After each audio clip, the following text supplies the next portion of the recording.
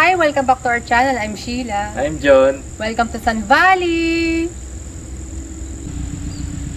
So for today's video, andito tayo ngayon sa Cottage 3 ng Hidden Pond. Meron na kaming previous video for the Cottage 2. Kung gusto niyo mapanood, browse nyo lang yung mga videos dito sa channel. But before we continue with this video, please don't forget to subscribe to our channel, like and share our video, and don't forget to follow us on Facebook, Instagram, and TikTok. Start tayo dito sa harap ng bahay. So, maluwag yung garden area dito. Ang lot area nito is 384 square meters. So, ang frontage niya 16 meters. Then, dito yung carport area. So, kasya dito yung 2 cars, magkatabi, covered. Then, sa driveway, 2 cars ulit. So, maximum 4 cars. Tapos ito yung porch area na niya. Parang nagsilbi na rin siyang alfresco nung dalawang bedrooms. Yung sliding doors na yun. So pasok muna tayo dito sa main entrance.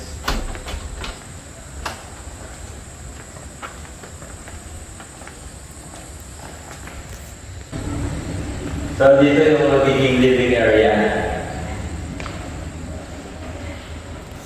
Tapos dining area dito, then kitchen.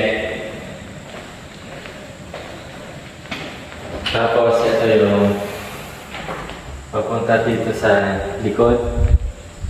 Dito yung magiging service area. So maluwag-luwag pa yung area na to.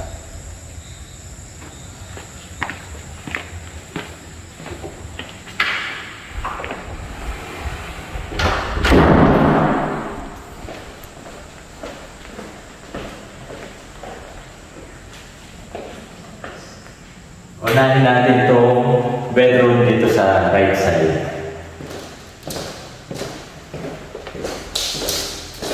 So, malaki naman yung space ng bedroom. Then, ito yung closet niya. Laminated din siya.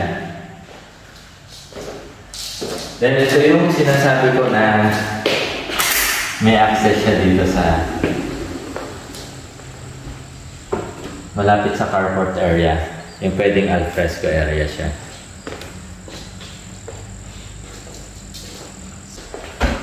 Then, ito yung toilet and bath ng bedroom 1. Then, next natin yung bedroom number 2. So, pagpasok mo, ito yung toilet and bath niya.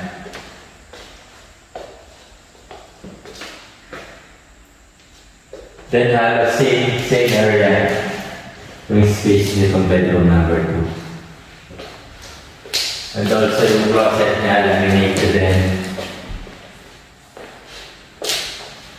And tulad nung bedroom number 1, so meron din siya sliding door dito. Para sa natural ventilation. Punta tayo rin sa may living area.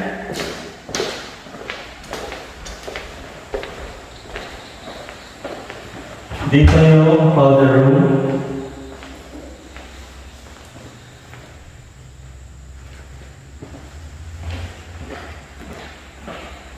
Then labas ulit tayo sa may service area. Puntahan naman natin yung maid's room. So mula dito sa service area, dito yung access papunta sa maid's room. Ito yung maid's room niya. So, pasensya muna sa ngayon may mga ano pa ng pintura. Balde ng pintura. Then, may sarili siyang toilet and bath. Pakita ko rin dito sa kabilang side. Ito na yung sa gilid ng bahay. Then, papunta ulit doon sa front garden. So, wrap up na tayo. So, yung lot area nito is 384 square meters. Ang floor area niya is 137 square meters. 2 bedrooms, 2 toilet and bath. May maid's room with toilet and bath. and 2 to 4 carport.